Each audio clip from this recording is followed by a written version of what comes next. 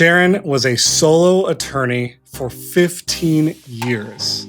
She ended up losing an opportunity to be a judge, and that moment transformed her firm. She now has over 20 employees, is doing multiple millions a year in revenue, all because she decided to double down and grow her firm. You're not going to want to miss this episode. Welcome back to the Sterling Family Law Show, the podcast designed to help law firm owners build the firm of their dreams. I am your host, Tyler Dolph. I'm also the CEO of our hyper-focused law firm-only marketing agency called Rocket Clicks.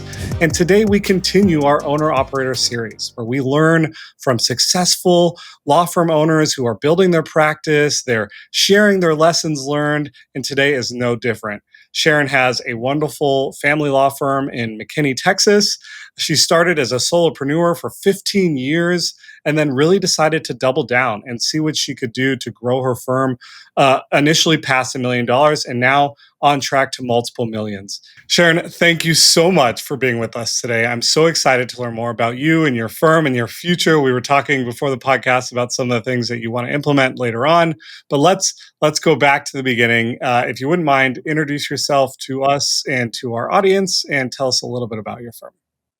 I'm Sharon Ramage, and I'm the founder, CEO, and lawyer, lead attorney at the Ramage Law Group. We're a McKinney-based law firm. We specialize in family law as well as special education law. Got it. Helpful. Why'd you start the firm? Where were we at before? The firm in its current state started in around just me and a paralegal in about 2000. I was a prosecutor. I've been out of law school over 30 years. I was a prosecutor, then went out on my own, did solo work, worked for a law firm for a little bit, and then got married and moved to McKinney and started my solo practice. And from about 2000 till around 2015, it was me and a paralegal and bookkeeper, and that's it. So for 15 years, it was very small. Very small. Very, very small. Do the work. I'm going to be the lawyer. I'm going to be the entrepreneur, the whole deal.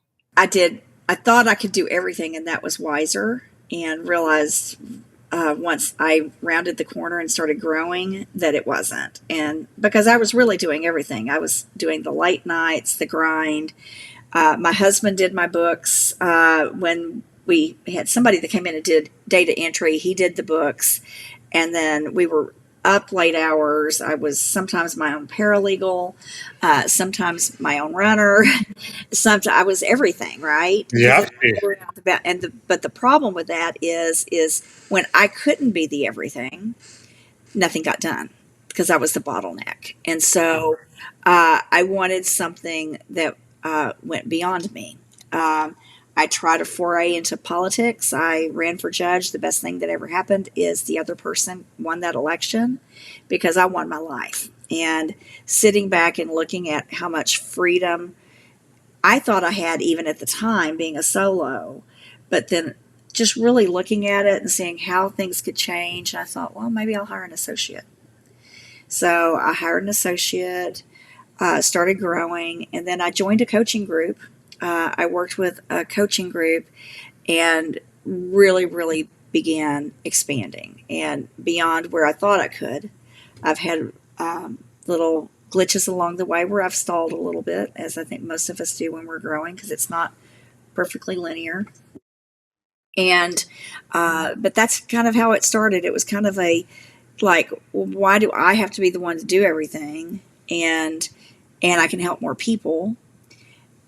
To just kind of like, okay, this really works. And I was also a special education hearing officer at the time, and I was wanting to go out into representing parents, and that also freed me up to do more of that. And so it's just grown from there.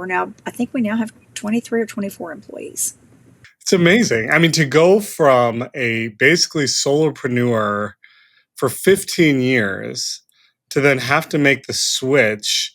It feels like that kind of not winning the judge was a catalyst moment and saying, okay, well, now I'm going to double down on my firm.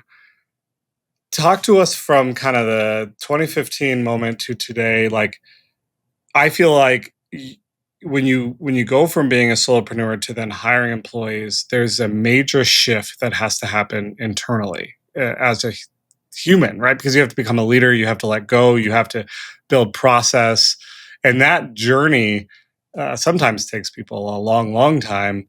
Can you tell us a little bit about your journey and experience there? Sure. Well, in 2015, like I said, I joined a coaching group and started working with some people. And I remember sitting in the room, and everybody was wanting to make it to seven figures. That was the goal, was to be a seven-figure firm. And at the time, that was, wow, I think I'm going to do that. And I don't know what it was. One of those people that I always like a challenge. It's the former prosecutor in me. Lay down the gauntlet. I'm going to step over it. And so what I did is I started really, really evaluating uh, kind of how I would do things and how things could work without me. We built our processes and things I hadn't thought of. That's like, oh, I'll just do it this way. It's easier. Because I used to tell myself the story, if I do it myself, it's easier than explaining it to someone else. And you're laughing because you've been there. And uh, and that's just a story we tell ourselves, because it, in the long run, is not. Maybe in that very one moment it is, but it's coming to the realization that we've got to live beyond just the current moment, and that I've got to build these processes. And we build them, and then you break them, and then you build them again, and then you break them again. And right now we're in a break them again mode. And that's what I found as you go from each stage to the next. What got you one place isn't going to get you to the next. And so you've got to restructure and rebuild. But it's just that willingness to accept that you don't have all the answers, and that that's a comfortable place. One of the mantras in my office, and anybody in my office, you can ask them and they'll tell you, is a lot of times we're not going to know what works until we know what doesn't. And so making mistakes is okay. It doesn't have to be perfect. And it kind of sets us apart from some of our employees, because employees want it to be perfect. They want the answers, they want it all mapped up. But anyway, that's my mantra is, guys, we're going to make mistakes, and just embracing that comfort. I'm writing that down. We're not going to know what works until we know what doesn't. And I tape it on the wall. And then I have to remind myself of it every once in a while, because you get bogged down in this is going wrong. And, it's like, okay, this is an opportunity to know what will work. Yeah, it's changing the filter to like, no, that's progress, actually. Right. Yeah. Knowing what doesn't work is progress. It's progress. It lets you go to something different. And so, but it causes whiplash sometimes with your team. Yes, it does. And Wait, we've always done it this way. I know. And then there are some people that work with you in your earlier stages that they're not going to be the ones that stay on the journey with you. And that was hard, because I've always been one. I think it happens a lot with women attorneys that are solos. Your right hand is your legal assistant, paralegal, jack of all trades, confidant. They do everything. I had one that used to go pick up my kids from school in the middle of the day, bring them back to my office. And, you don't live that way anymore. And there are some people that are really comfortable, that's the role, but they start getting uncomfortable as you start growing. And I have found that I've had employees, as we started growing, I had one employee right as we were approaching the $2 million mark, could not handle it. He was my ops manager, and he's like, we're not growing anymore. We've got to stop, because he wasn't comfortable. That was his number. He wasn't comfortable with it. And so I'm like, no, we're putting the gas. We're going to put our foot on the gas. And most of the time, the people got you where you are not the same people that will get you to where you want to go. And it doesn't mean they're bad people or they're not at all. Employees. It's just they have a gift that needs to go somewhere else, and that you need to open up for people that can help you carry on. And so anyway, it's hard. And it's hard as a lawyer, because, especially as a solo owner, because there aren't a lot of us, right? You go to that understand the really understand the entrepreneurial aspect. You go to bar events, and there's like, oh my gosh, I'm billing so many hours and I am writing all this off. I've got all these clients that owe me money. And I tell them I have a 98% collection rate. And they look at me like I'm crazy, Like, no, we actually collect, and and that's not a bad thing. It's not a No, bad you have to. You have have a to. mhm. And so it's having to wrap your mind around a whole lot of things, and then not allow yourself to be bogged down. The biggest is learning to trust yourself, though, and I still have to tell myself that there are some days it's like, gosh, am I really going to do this? And I don't know where the end of the road is for me, right? At one point it was like I just wanted to get to 1 million, and then it was 2.5, then it was 3.5, now it's 5, going to 7. So it's those little steps along the way that you've just got to settle into. And sometimes I feel like I'm strapping myself onto a fast moving train, I'm holding on. And sometimes I feel like I'm at the front driving it, but all of it's good. That's great. It feels like this coaching program was a huge, opportunity and catalyst moment for you. What other things did you learn there that you can impart on our audience that could help them? I think, well, and I've done a lot of it's not just the lawyer coaching group that I worked with, but it's also a lot of personal mindset development, because really a lot of it is what is in between your ears. It's your head, and getting out of your own way, and learning to rewrite your script. So, for example, did a lot of training with David Nagel. I'll put in a plug for him. But anyway, one of the things, it's just the laws of the universe, and one of those laws is the law of polarity. Is where you have lack, where you have plenty. Is, are you looking in the right place? And it's retraining yourself when you get kind of bogged down and like, oh my gosh, what's going on? Well, the solution is here in the same place, on the same level playing field. And so I just need to look for it. And once I started, getting out of that lack mentality, there's never enough. In fact, I have to coach my team on it. Lawyers like to hoard their work. They don't like to let go of work, delegate, push it down. It's like, well, what's there going to be for me to do? It's like, guys, there's plenty more coming in. It's not going to end. And so we're still going to be working and helping people. So it's just getting out of that mindset that kind of holds you back. And I still have to work on it daily. I mean, I don't think I'll ever stop working on mindset. I do a daily mindset every morning, daily mindset call, and I've done it since October 2020. What is daily mindset called? Tell me more about that. I have a daily mindset call. I started one group that I did it with, and it's just all about mindset. And it's a mindset lesson for the day. How can we apply this in our lives? And I do it now with another group, and it's a daily call. And sometimes we are getting on the hot seat and we're talking about what's going on with us, but there will be themes like, what is profit? What is profit in your life? It's not just cash, although cash is profit, but it's where else can your life be profitable? What are the things that are holding you back? What are and so it's just those types of mindset lessons and mindset application that really helps you along the way. And it helps you surround yourself with other like-minded entrepreneurs and professionals. Because there are two groups. There are a lot of people that call themselves entrepreneurs, but they're really employed by their business, and they're kind of a slave to their business. And then there are people that use the business as their tool. They're not a mule to their business. Their business is their mule. They use it as a tool to do better things, to have more freedom, to create a better life, and actually to have a bigger reach.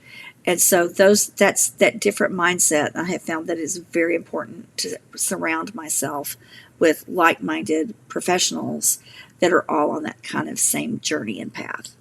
That is awesome. How does that group get connected? Is it like if someone is listening to this and they want to join Well, that call, how does that work? I don't know if you want me to plug another coaching group. So since Please. you have your Yeah. own, but I worked with How to Manage a Small Law Firm, and we have a group called the Practical Profitable Mindset. So, and that's what we work with. And so I've done that. That I've been on for 3 years, but the first group I was on for 2. Yeah. And say that second one again, the practical, profitable mindset. Profitable Mindset. And it's been very, very beneficial. And there's some mornings I go on and I listen for 15 minutes and I've gotten my boost for the day and I go on. There's some mornings that I'm on an hour and a half. It just depends. But Same day, same time. right. Same day, same time. I know that this is what I'm going to do. And then I also did a lot of work with David Nagel. He has a mindset group that meets that's all online by Zoom, and it makes a difference. It really does. And I knew it really made a difference when my husband started telling people that, you know what, she's gone from don't tell me how to run my business, because that used to be my mantra when he would try to tell me or give me some advice, to me now actually going to family members, hey, what do y'all think about this? Can we, like, how do y'all think this would work? And I see my daughters putting those same concepts into their life, the mindset concepts. And so when I see that happening, I know that it must be helping. So, and it keeps you calm in the office when you're. That's so great. One of the most successful entrepreneurs I know, he runs a very large insurance business. He grew up and he started his business growing it with the mindset of, if it's going to be, it's going to, or if it is to be, it's up to me. Oh, And that's that a was, too. sorry. Except, all right, if it is No, to be, the lesson there was like, that's not true at all. that's not true. Right. Is you have to delegate. You have to leverage people and people who have strengths where you have weaknesses. And it's so interesting to listen and talk to entrepreneurs who find success by just grinding. I'm going to do whatever it takes and it's going to be me and I'm going to do the thing. And then they realize and have the moments that you've had where you actually can grow so much faster and go so much further with a team. You way faster and further with the team. I would have never gotten to where I am now without a team. And there are times, this is the first year I have not done this, and it has really had an impact on me not doing it. This is what not to do. What to do is take a minimum of 30 days out of office every year, away from your business, emergency contact only. Uh, Most years for me, it's June. And for a variety of reasons, I was not able to do that this year. And it really did impact kind of my whole outlook. And I'm like, okay, we passed June and I have not taken a vacation. But I mean, actually getting away and I have an out of office 8-page missive that if this happens, this is what you do. If this is who you call. And it's left with my leadership team, and only call. Actually, they're only allowed to call my husband if there's an emergency, and he'll decide if it goes to me. And but I get out of office 30 days. We're breaking it up this year over chunks, and I wish we had taken the 30 days. And so next year there will be 30 days. And by I mean last year we were on a cruise ship part of the time and on a beautiful train through the Canadian Rockies part of the time. So I literally had people could not reach out to me. That I was out of contact. And then one year it was in Europe, and it was like, and I think the entire 30 days I was gone. I went back at the end of the trip to see how much time I had spent on the phone with my office, and it was less than 60 minutes. Talk about a great opportunity for your team to grow and take accountability and own things and move things forward and learn how to make decisions. That's a really interesting idea and experiment. We got to have the right team. You do. But the other thing that it gives you when you come back, you get a different set of eyes. Like each time I've done this, I've come back and seen something that's broken that needs to be fixed. It's like, okay, this didn't quite go how we wanted it to go, but this is what we can do to make it better. Because you get a different person. You've stepped away. You're not deep in it, and you all of a sudden see it with a new set of eyes. It's like, okay, like I came back realizing where we were deficient on, because we're family law, and we needed some more in-house CLE on property, right? For example. And so we started our in-house CLE. And last year I came back and Sales and marketing were kind of a little bit of a mess. It's like, so we had to adjust. And it's like, okay, this is what happened next year. When I'm gone, not if I'm gone, when I'm gone, and this happens, this is what you need to do. So you come back, and yeah, you might see, I call them problem opportunities, not, you see areas that could normally be problems, but you look at it, it's like, okay, where can we grow from this? Yes. And that's what that 30 days out of office does for you. Wow, you take that reset and come back so refreshed and hungry, I'm sure, and eager to like get into it. And I felt guilty about it at first, because I'm like, is my staff going to think I don't work very hard because I'm going away for 30 days? And they actually prefer it when I'm not in the office. They get more autonomy. They can make decisions. They can get their work done. I'm not popping in and out of their office, and I get more work done. I'll work from home. This is my home office. I will work from home and get more done, because there's not there's just not a constant in and revolving door. Yep. I get bored. I want to get up and go talk to people, and it's not. I need to stay home more.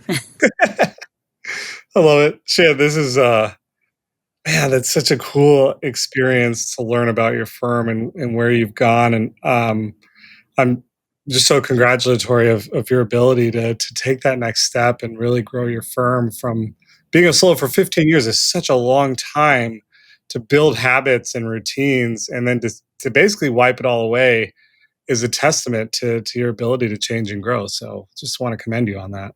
Yeah, I remember when I told people, and I was like, I'm going to have $1 million law firm. And I remember some people like, oh, really? And they're like, others were like, go for it. That's really cool. And I remember the day that August 31st of 2017, we actually hit the million mark for the year. And so that was pretty cool. And then we've grown a lot since then. But the thing, I've stalled out a couple of times and then accelerated, and then kind of leveled out and then accelerated. You mentioned just as we close up here, you want to go from 5 to 7. Talk to us about your future initiatives. How are you going to get there? What are you thinking about? How are you going to have to continue to evolve as a leader and owner to get your firm there? Well, this is what we're having to do. And some people understand this concept, some don't. So I'm just going to say, just adding more billable staff does not help you grow. It keeps you kind of stuck, because it's digging in the same ditches. And so we are having to really think, this is where I'm going to more project-based billing. We're leveraging we're very tech heavy in my firm. So we leverage AI and technology as much as we can. So my team can do more with less. You know what I'm saying? You can take an AI you could do an entire podcast on what lawyers do with AI. In fact, there are some of those out there. But you can take an AI-driven product as your launching pad and make it even so much better, because you're able to put so much thought and intention to what you're communicating to, whether it's a client, whether it's anybody, a client, a court, anybody, by making it making your own, but using that launching pad. And if we can automate something, my other mantra is, if we can do it more than once, we can make it automate it. We just have to automate as much as we can. And so that's how you grow, because the key is not just adding more and more staff. It's adding more. It's just more and more headaches, really, if you do it that way. I know.